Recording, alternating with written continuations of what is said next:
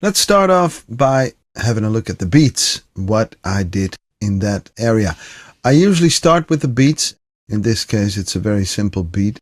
It's got 1, 2, 3, 4, 5, 6, 7, 8 tracks. And as you can see, at least 1, 2, 3 of those are actually loops that I found and dropped in and maybe edited a bit. I'll have a look at that in a moment.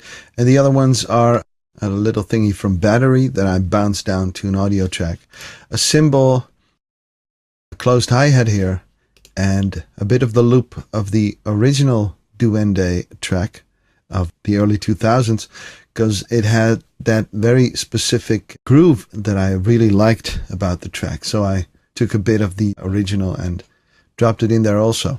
Let's have a look at the kick drum first. Well, might as well just play you the beat section first. It's very simple. It's got a kick drum, and that is a kick drum I found in a sample pack, I believe. I did not make it myself. I did not do any complicated layering, 2 or 3 kicks. I just found the kick and I used it because I liked it a lot.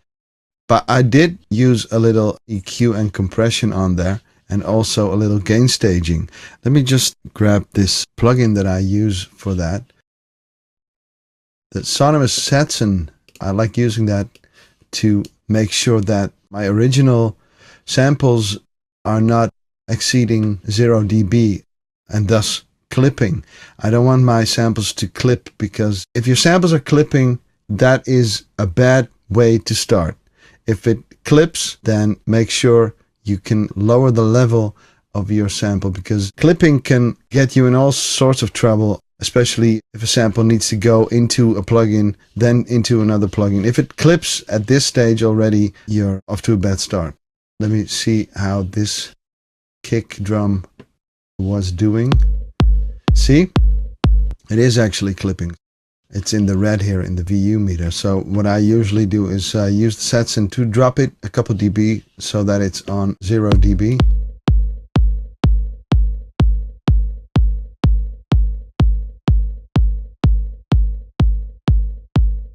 But apparently in this case I just used the utility plugin for the gain staging.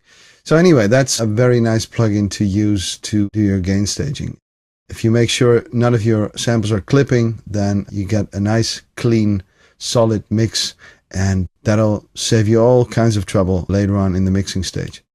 So anyway, that is the gain staging. I did use a little EQing and compression. I'll just turn this up. This is what I usually use, an audio effect rack containing an EQ and a compressor. In this case, it's the glue compressor, but usually I just use the stock compressor, like the Ableton Live compressor.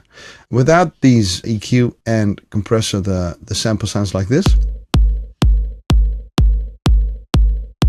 Let me turn off the compressor. So it's got a lot of high end, and it's very MIDI pointy, and I did not really like that, so I boosted a bit of low end and rolled off a bit of the high frequencies. Used the low pass filter for that, and also the high shelving filter.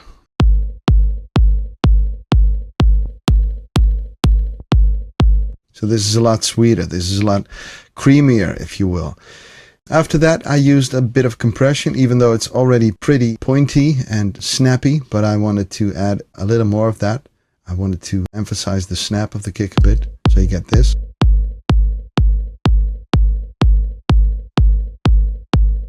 There's a tiny subtle difference between the two. I liked it with a bit of gain reduction on the glue compressor. The glue compressor is very nice to add a little snap to certain sounds. So after that, the cymbal. This is just from a loop, without the EQ and compression. It's clearly not a very clean sample, but just rolled off some of the very low end and used a tiny bit of compression. I didn't even use any compression, didn't need any, to be honest. So those two together are this. Let's go to the next video and look at the loops that are in the beats section.